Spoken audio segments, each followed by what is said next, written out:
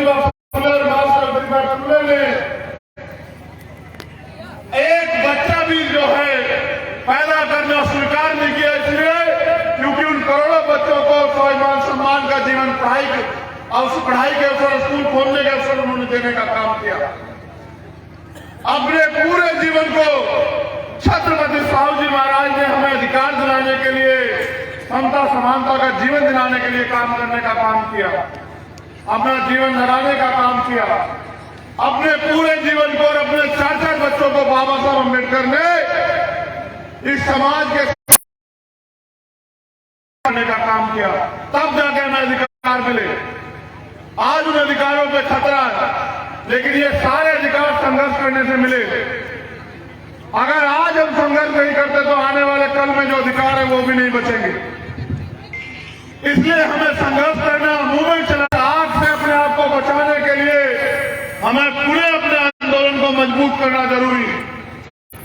जिस दिन हमारा आंदोलन मजबूत हो जाएगा, जिस दिन इस प्रदेश में और देश में राजनीतिक सत्ता में हमारा जो है कब्जा हो जाएगा, हमारी हैसियत बन जाएगी, उस दिन के बाद ये जो अधिकारों से वंचित रखने की जो साजिश है ये नाकामयाब हो जाएगी। हम लोग इसलिए आंदोलन चला रहे हैं कि जो अधिकार मिले हुए हैं वो अधिकार छीने ना, लेकिन कोई एक आदमी इन अधिकारों की रक्षा नहीं कर सकता।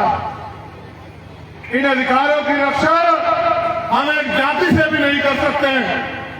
अगर हमें इन अधिकारों की रक्षा करनी है तो हमें बहुजन समाज बनाना होगा, और बहुजन समाज बनाने के लिए हमें जातियों में बांटे गए लोगों में भाईचारा पैदा करना पड़ेगा। और इसकी सबसे बड़ी जिम्मेदारी उन लोगों के कंधे पे है जो ये मानते हैं कि भारतीय संविधान ने हमें अधिकार और स्वाभिमान सम्मान का जीवन दिया है। इसलिए मैं आपसे अपील करता हूं कि यहां रहने वाले जिनकी आबादी 90% है मध्य प्रदेश में, दलित, पिछड़े, आदिवासी, जैन, सिख, बौद्ध, मुसलमान, ईसाई, इनमें भाईचारा पैदा करके इनको इकट्ठा करने का काम करो। आज संत गाड़गे जी महाराज का परिनिर्वाण दिवस, उन्होंने नारा दिया कि एक रोटी कम खाना मगर अपने बच्चों को जरूर पढ़ाना। उन्होंने कहा कि अगर खाली ना हो तो हाथ में रख के खाना, एक कपड़ा कम पहन लेना, लेकिन अपने बच्चों को शिक्षा देना। आज की सरकार ना नौकरी दे रही है ना शिक्षा दे रही है। इन सरकारों के जरिए हमारे अधिकारों की सुरक्षा होना नामुमकिन है। इसलिए इनके झूठ और धर्म की बातों में आना भी हमारे लिए खतरा है। बहुजन महापुरुषों के कारवा को आगे बढ़ाने का काम कर रहे हैं। उस कारवा को सींचने के लिए अगर खून की जरूरत पड़े तो हम लोग अपने खून का भी बलिदान करने के लिए तैयार हैं। लेकिन क्योंकि यहाँ लोकतंत्र है और राज व्यवस्था में जो लोकतंत्र है उसमें राज व्यवस्था वोट के जरिए तैयार होती है, वोट के जरिए प्राप्त होती है, तो मैं आपसे अपील करता हूं कि अगर आप स्वाभिमान सम्मान का जीवन चाहते हैं, अधिकारों का जीवन चाहते हैं, अगर आप यहाँ अन्याय अत्याचार को खत्म करना चाहते हैं, तो भीम आर्मी आजाद समाज पार्टी का साथ दीजिए। अब मैं आपसे पूछना चाहता हूं, दोनों हाथ उठा के बताएं कि क्या आप इस लड़ाई में हमारा साथ देने के लिए तैयार हैं? अगर तैयार हैं तो कुछ काम भी करना पड़ेगा। क्या आप काम करने के लिए भी तैयार हैं? तो अब मेरी बात पे गौर करो। आप सुबह से यहां हैं और यहां से आपको लंबी लंबी दूरी तय करके अपने घर जाना है। कई लोग ऐसे हैं जो सर्दी का समय हो गया, जैकेट भी नहीं है। हमारे नौजवान साथियों से भी मैं कह रहा हूं, नेतागण से भी कह रहा हूं, जो मंच पे उनसे भी और जो सामने उनसे भी, रोटी कपड़ा पाने के लिए संघर्ष करना पड़ता है, समय देना पड़ता है। जय भीम के नारे तो आप बहुत अच्छे लगाते हो और सड़क पे अपने जोश जुनून को भी बड़ी मजबूती से दिखाते हो, लेकिन अगर आप भाईचारा पैदा करके लोगों को जोड़ने का काम नहीं करोगे तो आप यहां ताकतवर नहीं बन पाओगे। साथियों से भी कहना चाहता हूं जो नीला पट्टा डाल के घूम रहे हैं, अभी जब मैं आया तो 50 की संख्या में मेरे आगे समस्याएं आ गई, मुकदमे दर्ज है, कार्रवाई नहीं हुई।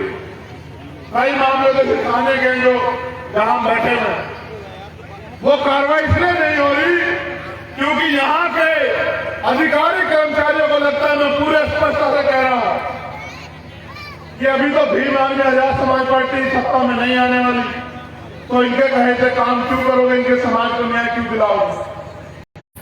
अगर आप मेरी इस बात को मान लें, मैं आपसे नहीं ये नहीं कहता कि रोज काम करें, हो सकता है परिवार चलाना तमाम तरह की समस्या हो, एक हफ्ते में 1 घंटे का समय भी अगर आप निकालो ईमानदारी से, और अगर जितना साथी यहां मौजूद है एक में आप 1000 की संख्या में हैं और आप इस तरह से जोड़ने का काम करते हैं, अपनी जिम्मेदारी को अदा करते हैं, मैं गारंटी देता हूं कि जब चुनाव आएगा कम से कम 40 से 50 हजार लोग आपके साथ वहां जुड़ जाएंगे।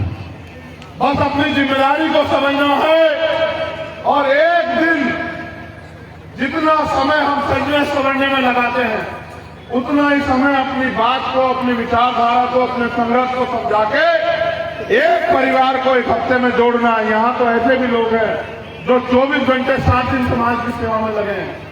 जो व्यक्ति एक हफ्ते में 1 घंटे का समय देगा वो 1 साल में 300 लोगों को जोड़ने का काम करेगा। जो व्यक्ति 24 घंटे 7 दिन काम कर रहा है वो 30,000 लोगों को जोड़ने का काम करेगा।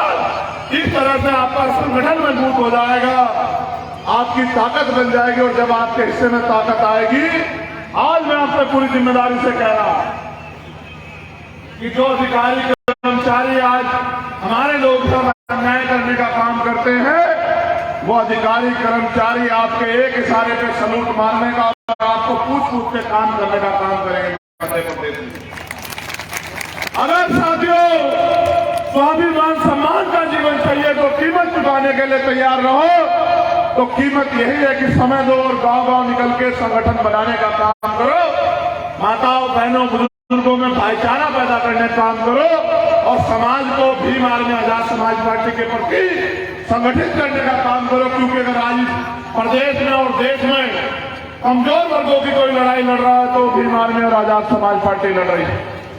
मैं क्योंकि समय भी काफी हो गया है, मैं धन्यवाद देता हूं।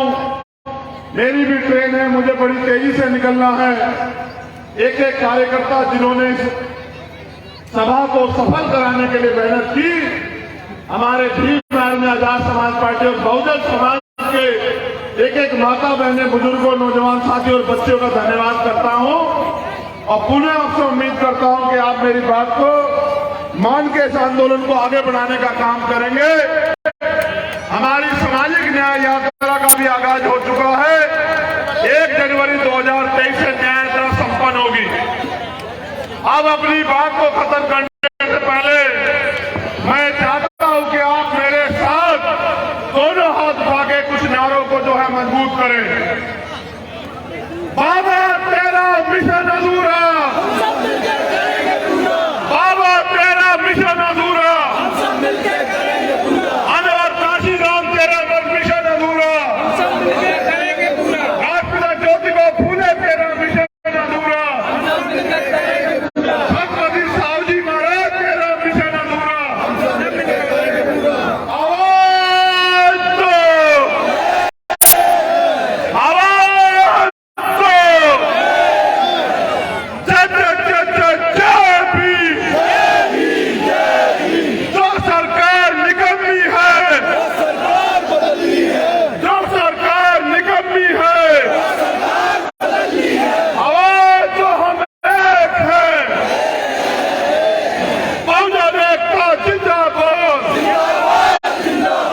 बहुजन एकता जिंदाबाद, वोट हमारा राज तुम्हारा, वोट हमारा राज तुम्हारा, जो बहुजन की बात करेगा, जो बहुजन की बात करेगा,